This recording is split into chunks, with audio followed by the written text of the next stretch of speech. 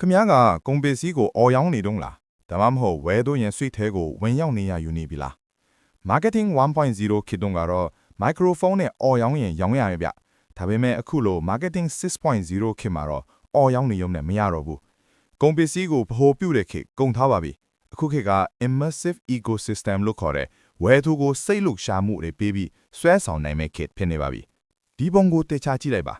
ငါပစ္စည်းကိုဝယ်ပါလို့အော်လေဝယ်သူတွေကနားပိတ်ပြီးထွက်ပြေးလေဖြစ်လာလိမ့်မယ်ဒါကို ad blindness လို့ခေါ်တယ်လူတွေကကြော်ညာတွေကိုမမြင်ကျင်ကြတော့ဘူးတကယ်လို့ခမားကအော်ရောင်းမှလူကြားမယ်ဆိုရင်တော့ခမားရဲ့ marketing ကရှုံးနေပါပြီ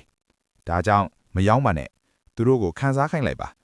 ရောင်းကျင်တဲ့ပစ္စည်းကိုပဲထိုးပြမနေပဲဒီပစ္စည်းကိုတုံးလိုက်ရင်ဘလို့အရသာဘလို့ခန်းစားမှုရသွားမလဲဆိုတဲ့ experience ကိုရောင်းပါဝယ်သူရဲ့ကဘာထဲမှာကိုယ့်ရဲ့ brand ကအစိအပိုက်တစ်ခုအနေနဲ့ဝင်ရောနေပြီးစီးမျောပါဝင်သွားအောင်လှုပ်ဆောင်ဖို့လိုပါတယ်အခုခေတ်က physical world ထသွားပြီဗျာ physical နဲ့ digital ပေါင်းစပ်ထားတာပေါ့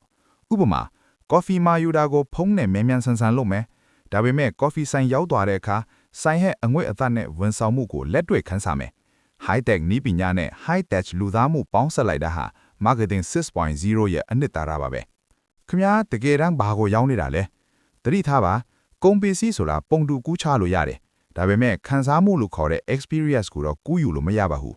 ဥပမာကဟဲဆော်လက်မီးရှူတိုင်ကိုရောင်းတာမဟုတ်ပဲဂျပန်နိုင်ငံမှာတွားရောက်လုတ်ကင်နိုင်မဲ့အသက်မွေဝမ်းကြောင်းအိမ်မက်ကိုရောင်းတာမျိုးဖြစ်လာပါမယ် content ဆိုတာခင်းနဲ့ငွေကြေးပါပဲလူတွေကိုကြော်ညာတွေနဲ့အနောက်ရှက်မပေးပဲသူတို့အတွက်တန်ဖိုးရှိတဲ့ဗဟုသုတတွေဖြောပြခြင်းတွေပေးလိုက်ပါခင်ဗျားကတန်ဖိုးကိုအရင်ပေးမှသူတို့ကအာယုံစိုက်မှုဆိုတဲ့အရာကိုပြန်ပေးပါလိမ့်မယ်ဒါကယုံကြည်မှုတည်ဆောက်တဲ့အကောင်းဆုံးနည်းလမ်းပါပါဝင်ပစ္စည်းတွေကိုစည်ရင်းလုပ်ပြီးလိုက်ရောင်းမနေပါနဲ့ဇက်လန်းကိုရောင်းပါလူတွေကဆုံးဖြတ်ချက်ချဖို့အတွက်ဦးနှောင်းနဲ့စဉ်းစားပြီးမဲ့တကယ်တမ်းဝယ်ဖို့ခလုတ်နေတာတော့ခံစားချက်ပါသူတို့ဘဝကြီးဘလူပြောင်းလဲသွားမလဲဆိုတဲ့ story ကလာရင်အယောင်အစုံအရာဖြစ်နေပါတယ်ဖောက်တဲ့ထဲအတိုင်းဝိုင်းကပိုရေးကြည့်ပါတယ်ပစ္စည်းတစ်ခုကိုဝယ်ပြီးတဲ့လူတွေထွက်သွားနိုင်ပေမဲ့ကိုနဲ့စိတ်တစ်မျိုးသူရှိတဲ့အတိုင်းဝိုင်းထဲမှာတော့လူတွေကမြဲနေတတ်ပါတယ်ခင်ဗျားရဲ့ចောင်းသားတွေဝယ်သူတွေကိုခင်ဗျားရဲ့အမာခံ marketing သမားတွေထင်လာအောင် fan base တည်ဆောက်ပါလက်တွေ့မလုံးရင်အကုန်လားပါမေဟူဗျူဟာတွေဘလောက်ကောင်း